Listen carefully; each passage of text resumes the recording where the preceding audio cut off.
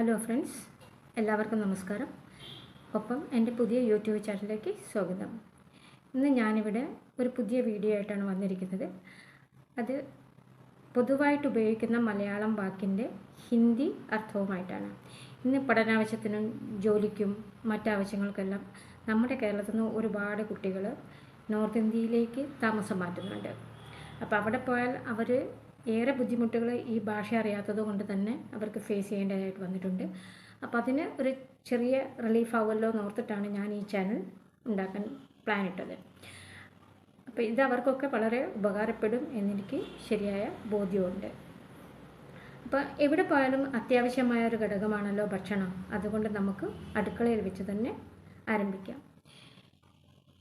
ആദ്യമായിട്ട് നമുക്കൊരു ചെറിയ ഒരു ഊണും അതിൻ്റെ സൈഡ് ഡിഷും എങ്ങനെയാണോ അതിൻ്റെ ഇൻഗ്രീഡിയൻസിന് പറയുന്ന പേര് അത് നോക്കാം.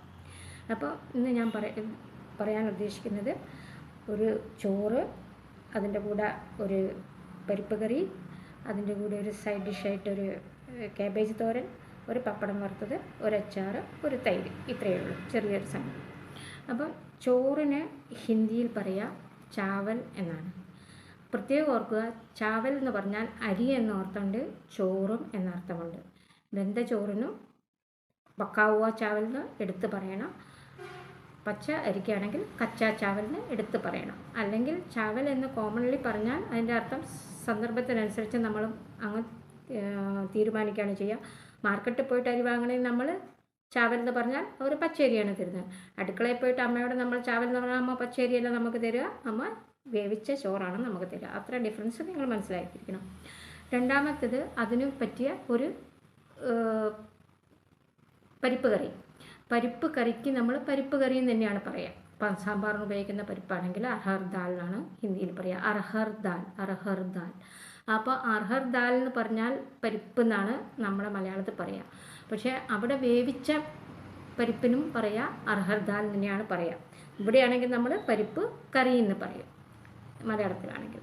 അപ്പോൾ അവിടെ അർഹർ ദാൽ എന്ന് പറഞ്ഞാൽ വേവിച്ച അർഹർ ദാൽ. അടുക്കളയിൽ പോയിട്ട് അർഹർ ദാൽ എന്ന് മക്കൾ അമ്മയോട് പറയുകയാണെങ്കിൽ അമ്മ എന്തായാലും വേവിച്ച പരിപ്പ് മാത്രമേ കൊടുക്കുള്ളൂ. അതിനുവേണ്ടി മാർക്കറ്റിൽ പോയിട്ട് നമ്മൾ അർഹർ ദാൽ എന്ന് പറഞ്ഞാൽ വേവിക്കാത്ത ദാൽ നമുക്ക് തരും. പിന്നെ അതിൻ്റെ കൂടെ നമ്മൾ സൈഡ് ഡിഷായിട്ട് ഉപയോഗിക്കുന്നത് ഒരു കാബേജാണ്. അപ്പം കാബേജിന് ഹിന്ദിയിൽ പറയുക പത്ത ഗോബി എന്നാണ് പറയുക. പത്ത ഗോബി എന്ന് വെച്ചാൽ കാബേജ്. അപ്പോൾ കാബേജിന് നമ്മൾ തോരൻ ഉണ്ടാക്കിയാൽ നമ്മൾ അതിന് പറയും കാബേജ് തോരൻ. പക്ഷേ ഹിന്ദിയിൽ തോരൻ എന്നല്ല ഉപയോഗിക്കുന്നത്. അവർ തോരന് പകരം ഏത് തരം പച്ചക്കറി വേവിച്ചാലും അതിന് അവർ സബ്ജി എന്നാണ് പറയുക. അത് തോരനാക്കി ഉണ്ടായിക്കോട്ടെ, അത് മസാല ചേർത്തുണ്ടായിക്കോട്ടെ, മാഷ് ചെയ്തുണ്ടായിക്കോട്ടെ, എങ്ങനെയായാലും അവരതിന് സബ്ജി എന്ന പേര് വിളിക്കുള്ളൂ. അപ്പോൾ അവർ പറയാം പത്താ ഗോബിക്ക സബ്ജി. പത്താ ഗോബിക്ക സബ്ജി എന്ന് പറഞ്ഞാൽ അത് നമ്മുടെ തോരനാണെന്ന് അർത്ഥം. പക്ഷെ നമ്മുടെ തോരൻ്റെ കൺസിസ്റ്റൻസിയിലല്ല അവരുണ്ടാക്കുന്നത്. അവർ കുറച്ചും കൂടി അത് ഓവർ കുക്കാക്കി അതിൽ നല്ല മസാലയൊക്കെ ചേർത്തിട്ടാണ് ഉണ്ടാക്കുന്നത്. മേ ബി അതുകൊണ്ടായിരിക്കും അവരതിന് പത്താ ഗോബിക്ക സബ്ജി എന്ന് പറയുന്നത്. നമ്മളെപ്പോലെ തോരൻ എന്ന് പറഞ്ഞൊരു ഡിഷ് അവർക്കില്ല മെയിൻ പറയുകയാണെങ്കിൽ. പിന്നെ അതിൻ്റെ കൂടെ നമ്മളിന്ന് സൈഡിൽ വയ്ക്കാൻ പോകുന്നത് തൈര്. അപ്പോൾ ആ തൈരിന് നമ്മൾ പറയുന്നത് പേര് ദഹി എന്നാണ്. പ്ലെയിൻ തൈരാണെങ്കിൽ അതിന് ദഹി എന്ന് പറയും. പക്ഷേ നോർത്ത് ഇന്ത്യയിൽ പ്ലെയിൻ തൈരിനേക്കാളും കൂടുതൽ പ്രാധാന്യം അതിന് റെയ്ത്ത ആയിട്ട് ഉപയോഗിക്കുന്നതാണ്. റെയ്ത്ത എന്ന് പറഞ്ഞാൽ പ്ലെയിൻ തൈരിൻ്റെ കൂടെ കുറച്ച് നമ്മുടെ കക്കിരിക്ക മുറിച്ചിടും. അതിനകത്ത് കുറച്ച് ഉള്ളി, തക്കാളി, പച്ചമുളക്, പിന്നെ ഈ ധനിയാപ്പത്ത എന്ന് പറഞ്ഞാൽ മല്ലിയില, ഇതെല്ലാം കൂടി മുറിച്ചിട്ടാൽ അതിന് പറയുന്ന പേരാണ് റെയ്ത്ത. അപ്പം ഇതിൽ ചേർക്കുന്ന ഇൻഗ്രീഡിയൻസിൻ്റെ ഒക്കെ ഞാൻ വേറെ ഒരു ദിവസം ക്ലാസ് എടുക്കുന്നുണ്ട്. ഇതിന് വേണ്ടി ഞാൻ കോൺസെൻട്രേറ്റ് ചെയ്യുന്നത് ഇതിൻ്റെ കൂടെ ഉപയോഗിക്കുന്ന sabzi, dal, rice and papad and achar. Okay. അപ്പം അങ്ങനെയാകുമ്പോൾ തൈര് ഒരു ഡിഷായി പ്ലെയിൻ തൈരായിട്ട് ഉപയോഗിക്കാം, അല്ലെങ്കിൽ റേത്തിയായിട്ട് ഉപയോഗിക്കാം. റേത്തിയാകുമ്പോൾ ഇതിൽ ഈ പറഞ്ഞ സാധനങ്ങളെല്ലാം മുറിച്ചിട്ടിട്ടുണ്ടാവും. ആ ഉപയോഗിക്കുന്ന സാധനങ്ങളുടെയൊക്കെ ക്ലാസ് ഞാൻ പിന്നെ എടുക്കാം. ഇനി അടുത്ത സൈഡ് ഡിഷാണ് അച്ചാർ. അച്ചാറാണെങ്കിൽ അതിന് ഹിന്ദിയിലും പറയുന്നത് അച്ചാറെന്ന് തന്നെയാണ് പറയുക. മലയാളത്തിലാണെങ്കിലും നമ്മൾ അച്ചാറെന്ന് പറയുക.